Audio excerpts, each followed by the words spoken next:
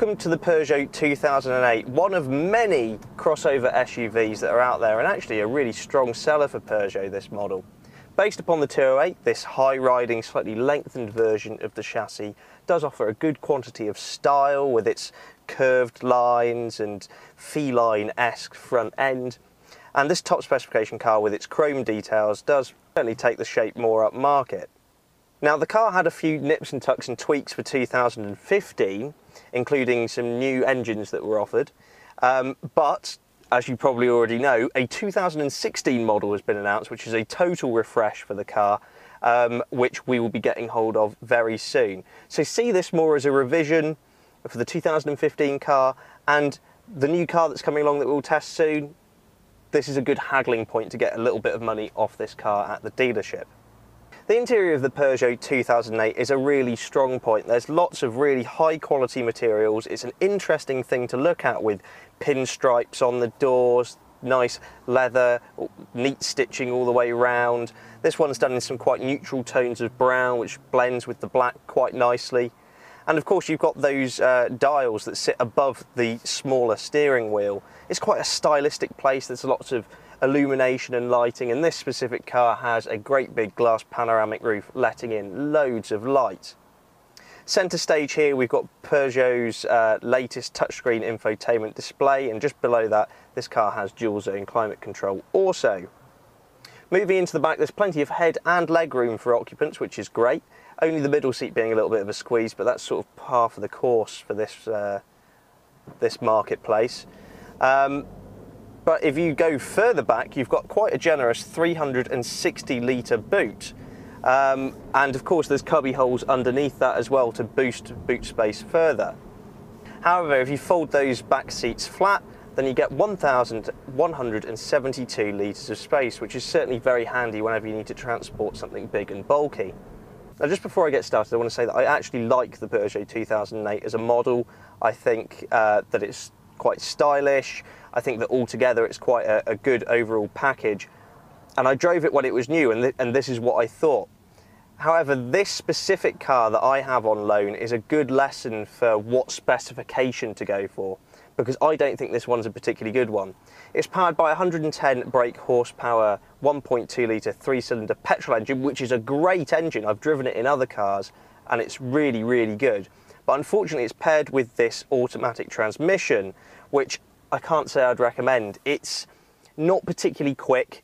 The gear changes are a little bit lumpy at times.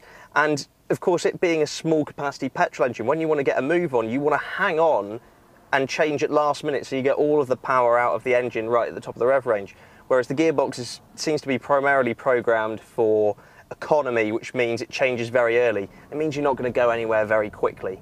So my recommendation would be either go for the petrol and a manual transmission, or go for the auto with one of the really good diesels that are on offer. Obviously, one of the big plus sides of going for a small capacity petrol is that this car, even with its automatic transmission, is claiming 58.9 mpg on the combined cycle. Now, this engine and gearbox combo aside, the 2008 is actually quite pleasing. There's loads of grip on offer. It's a nice secure feeling when you're driving the car, and despite being a high riding car, its body roll is kept in check.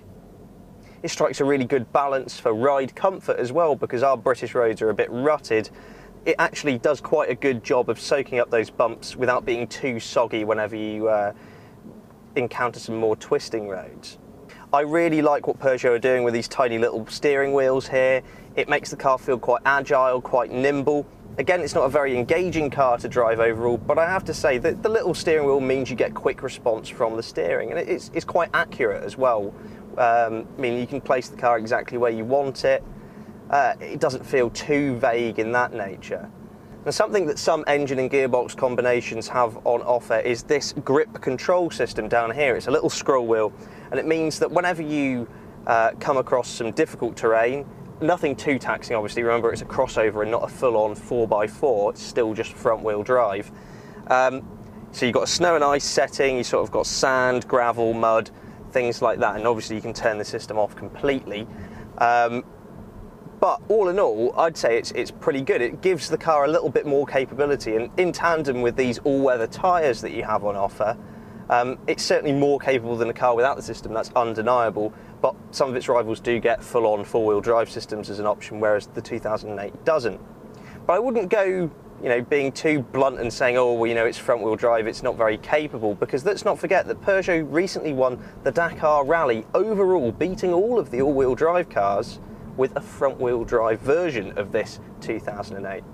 You can have one of these Peugeot 2008s from £13,345. But don't forget, that new 2016 facelift model's coming out, so get haggling with the dealers. Thanks very much for watching, and let us know what you think in the comments below. Please subscribe for more on the latest and greatest cars to hit the road. For all of the latest automotive news, written reviews and coverage from motor shows, go to www.insidelane.co.uk.